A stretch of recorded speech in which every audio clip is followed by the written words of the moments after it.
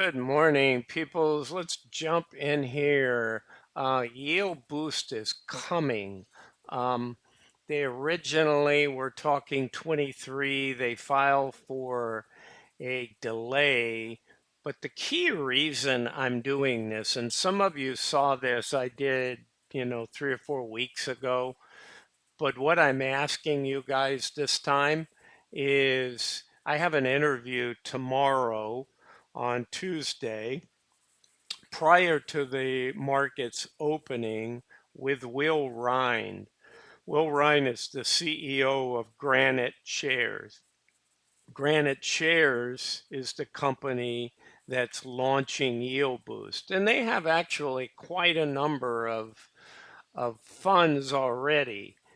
So I'm going to jump in, do a small recap of what is Yield Boost. Okay, and I don't know that Will can tell us it's launching on the 30th. He may just say, yeah, we did delay the August 23rd, but sometimes when you get real close, they're not allowed to say it. They leak the information, so he may or may not acknowledge the 30th date. But what I want from you guys is my audience, my listeners, some of your subscribers. I want questions. So I have a lot. I mean, I can take the whole interview and ask him questions, but I want to give you guys an opportunity to do that.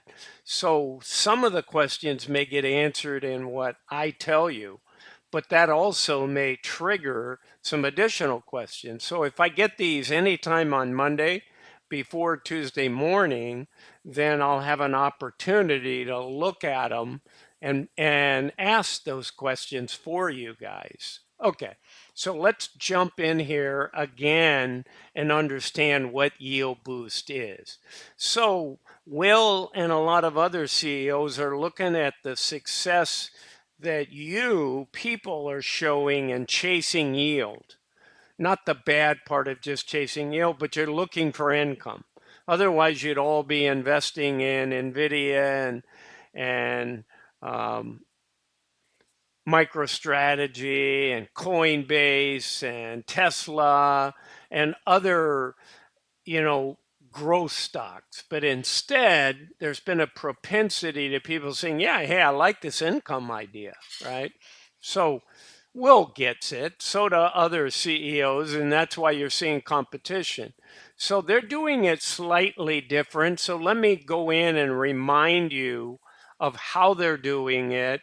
And then that may trigger some questions because it's not perfect. I think it's good. I think it's going to maybe shake up YieldMax. I mean, YieldMax is already trying to figure out that their product's not completely working. I know some of you just are still drinking the Kool-Aid, but guys, you should do what I do. You should start reporting on the detail every day. Now, some of you watch and understand it, but it's not a pretty story sometimes. It's actually depressing to watch some of it. Now, and then people go, well, I hope they get their mojo back, or I hope they, some of it's them, some of it's the marketplace, and some of it's a combination. So, anyway, it's not going to be perfect for Yield Boost, but I really look forward to it and always interested to see what somebody else is going to do. So, I'm going to go very quickly through this, and then I'm going to walk you through a couple scenarios as I understand Yield Boost and what can happen that's positive, what can happen that's negative, and maybe that'll trigger some thoughts. So I'm not going to spend much time on this. So what are they doing?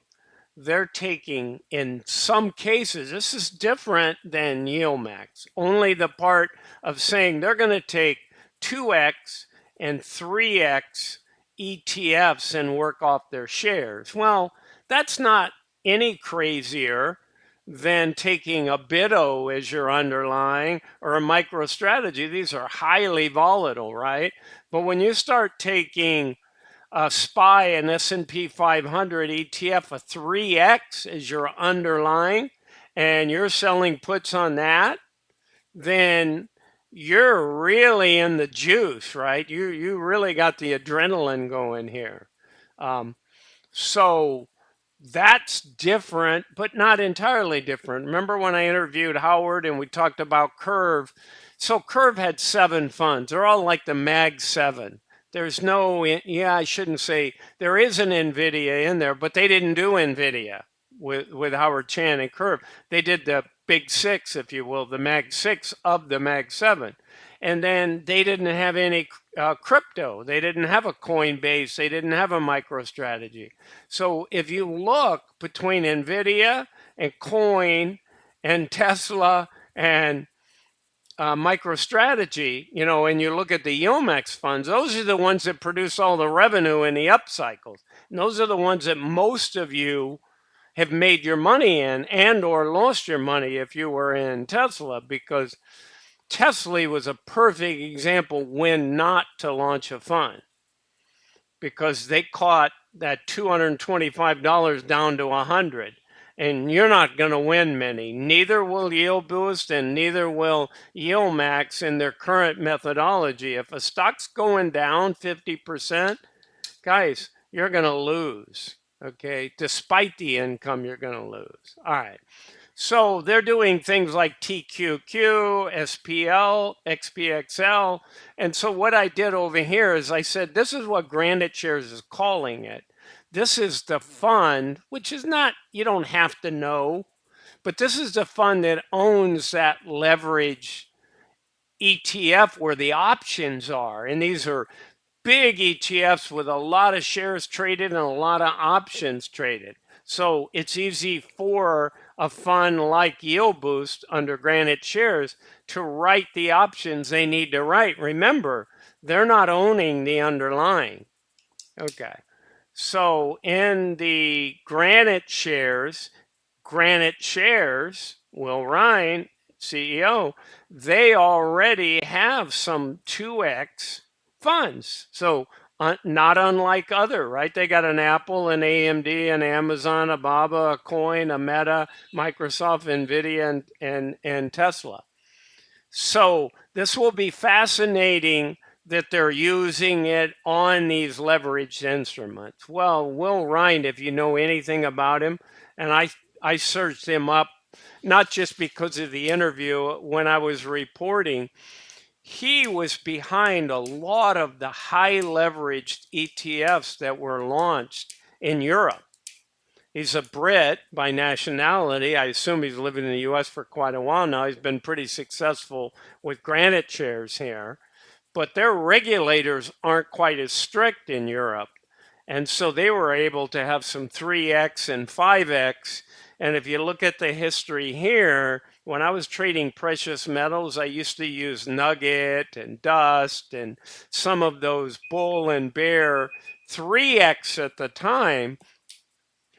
If I'd have had of a 5x, I would have used it. So when I see the gold miners running and I want to go long, I want to go in Nugget. And then I noticed, and I remember asking Sylvia Jablonski, since she was at Drexion during that period of time, she said, oh yeah, we lowered it from 3x. So right around 2020, I noticed when COVID hit, and gold and everything got crushed in the markets initially, and then I saw the gold miners wake up, and I was buying Nugget and all that, but I noticed Nugget doesn't seem to have the same leverage. It's only 2x, only to come to find out that the US had put some pressure, right? So slowly some of these 3x's are appearing, but there's not that many, and they're only from the really big companies typically. Drexion, ProShares.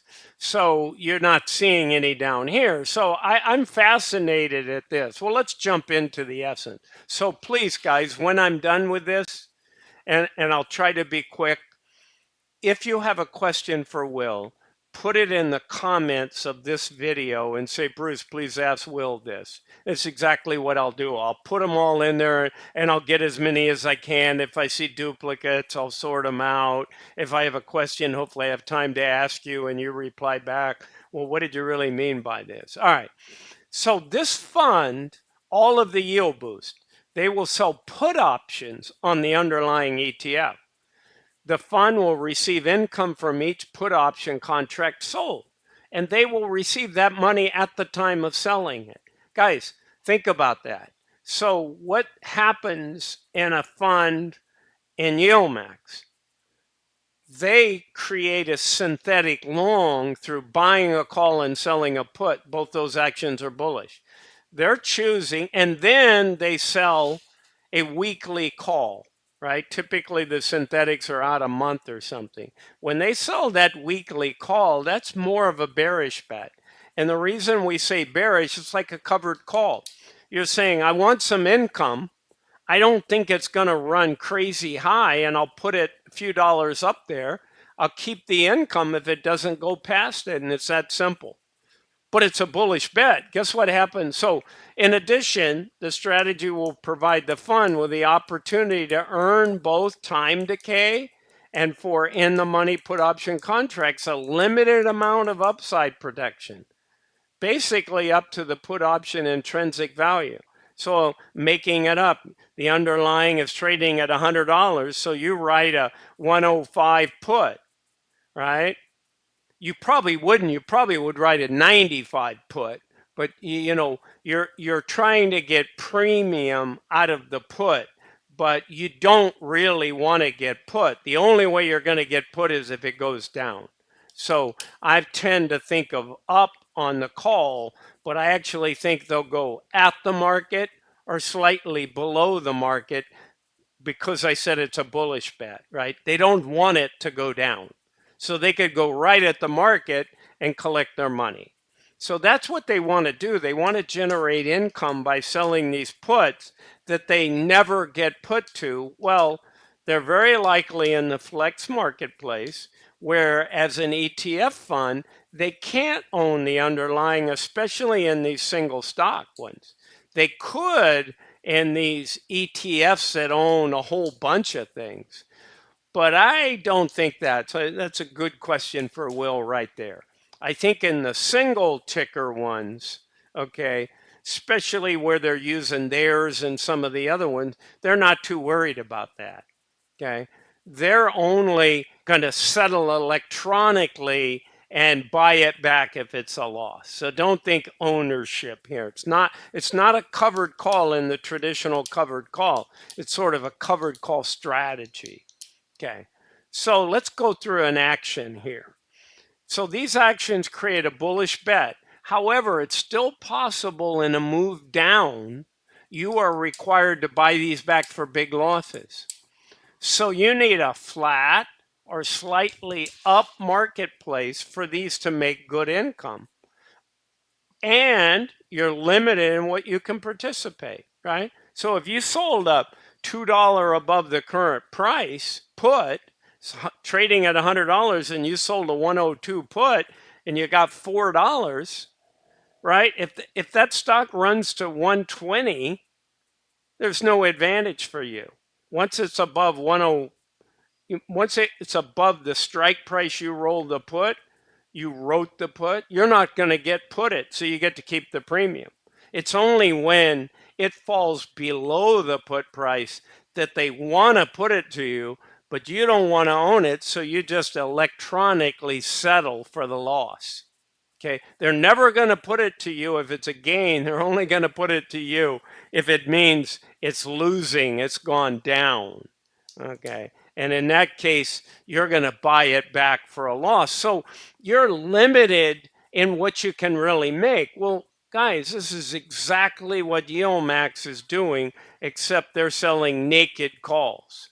They got their bullish bet mimicking the synthetic, but when they sell that naked call, they go out 1, 2, 3%. They like to say 10 or 15. I don't think I've ever seen a 15. I've seen maybe a 9 or a 10.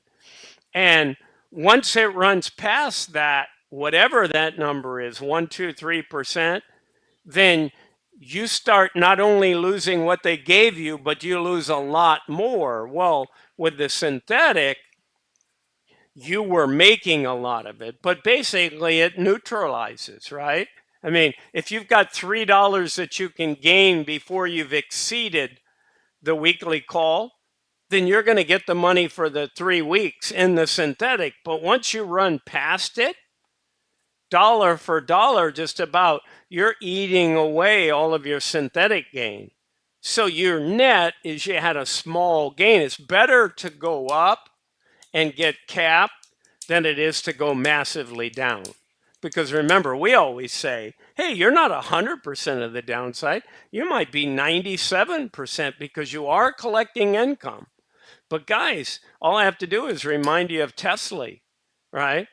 That went down and you took most of the down while you were collecting money. And then when it went back up, it went up too fast. You got capped all the time and you didn't participate in it.